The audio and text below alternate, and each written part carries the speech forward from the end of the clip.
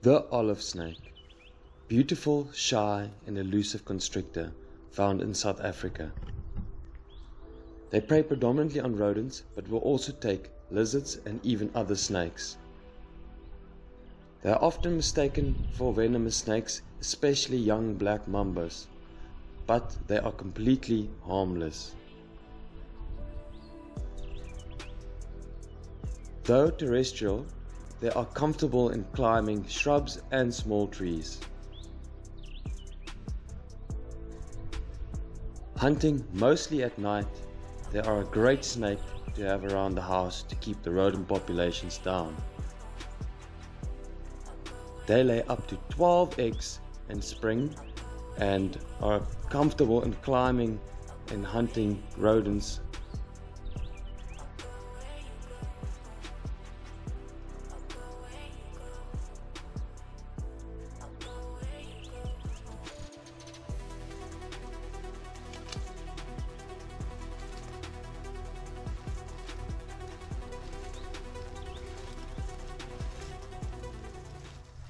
Today I'm looking for an olive snake, one of my favorite snake species growing up as a child, and this is a perfect habitat for him. We call this the Fynbos in the Western Cape, some of the most diverse plant life on the face of the planet. Lots of medicinal plants. We're in Mpepu, one of the Zulu's favorite plants. They actually call this the Vicks vapor of the bush. You can roll up a little ball, stick it in your nose, and the oils and the scent will actually clear your nasal passages.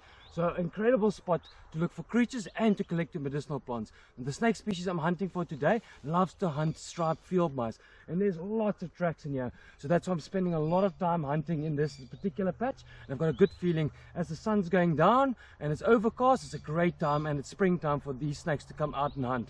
So I've got a feeling we're going to catch a nice specimen today.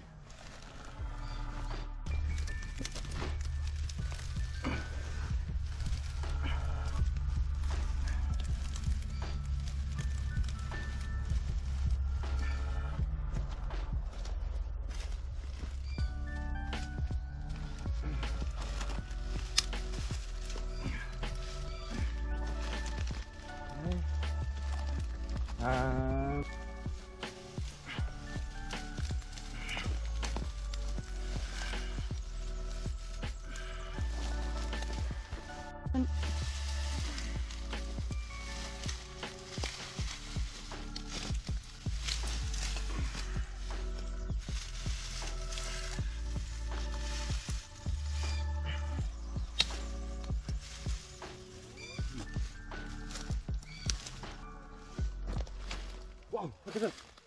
An olive snake. Definitely an olive snake. I can see the color. He's kind of tangled himself in here. I'm going to try and pull him out without hurting him too much. There we go. Yeah, it's a big olive snake. Look at this. Beautiful glow, olive glow on its body, as you can see there. And right away, very identifiable. These snakes are quite common here in the Fynbos. Very, very relaxed, very gentle snakes. Probably one of the biggest sweethearts in the snake family as far as you can get. They can be completely wild, never seen a human, and they very reluctantly bite. Incredibly powerful, strong body. You can see even that little prehensile tail there where it's hooking on, hanging. Big olive house snake. So as far as the size goes, these guys average at between 40 and 70 centimeters, but they can get as big as 1 to 1.3 meters in length. This is a nice fully grown adult. Impressive specimen. Looks like it's eaten something quite recently. Quite a fat stomach and a very powerful constricting snake. And they're out here in the Fynbos hunting everything from small rodents to lizards to even other snakes. They can even eat venomous snakes. Incredible snake, and they can be quite dark in color or this beautiful light olive color. Beautiful shine to the bottom of their stomach and quite easily identifiable. And they're in the same similar family as the house snakes. So quite common around human habitation, and they hunt down all the rats and mice. So quite a good snake to have in your vicinity. One of my favorite snakes growing up as a child. You can see how he's using that fork tongue, smelling.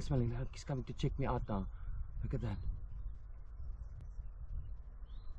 They've got a forked tongue because they're smelling like stereo. So in the roof of their mouth, they've got what we call a Jacobson's organ. So they catch the scent particles, bring it back into the roof of their mouth, and then they process. They can pick up scent particles of rodents, rats, even rain coming from miles away. So incredible power. They've had millions of years of evolution on the planet.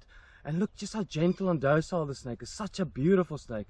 Very popular in the pet trade, but they're best left outside where they hunt down the rodents and rats. but quite famous for hunting other snakes. People do mistake them, unfortunately, for venomous snakes, even for the black mamba. They kind of do have the similar color to a black mamba, so a small black mamba could look quite similar to the snake. It's even got the long mamba-like smile on the face. Very curious, just checking out what's going on, moving and gliding. Such a beautiful animal. They lay eggs, they lay up to about 12 eggs. It's now about time. Spring, look, he's coming over to check me out. Just checking me out. And normally these snakes, if you give them a little rub, we'll try that now. If you give them a little rub on their little face, okay, you'll flatten this little head. Look at that. Look at that. They dig into you. Incredible. Wow, what a specimen. And as I said, one of the biggest ones I've seen in this area. So lucky. It was gliding here through the, what we call the Mpepo. It's a medicinal plant. And in here is lots of striped field mice. So he's most likely out and about hunting. They are generally more nocturnal, but we can see it's a nice overcast day, so they can be active on the overcast days. So that he's obviously out and hunting. It's springtime here in South Africa now, so now it's time to fatten himself up. But I think he might have actually already had a couple of meals. But yeah, what a specimen. Some scars on the body.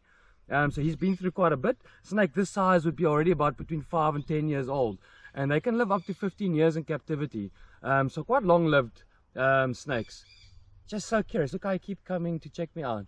Smelling. Who's this human? Incredible. I'm going to put them back. Let them go. They also can climb into low-lying shrubs and so on. So they're very powerful little tail. You'll see that tail grips onto my thumb. Very strong. So even though they're terrestrial animals, they will climb into low-lying shrubs and trees. Very powerful. And powerful body that they use to constrict with. Wow. What a beautiful snake. I haven't seen one this beautiful in a long time.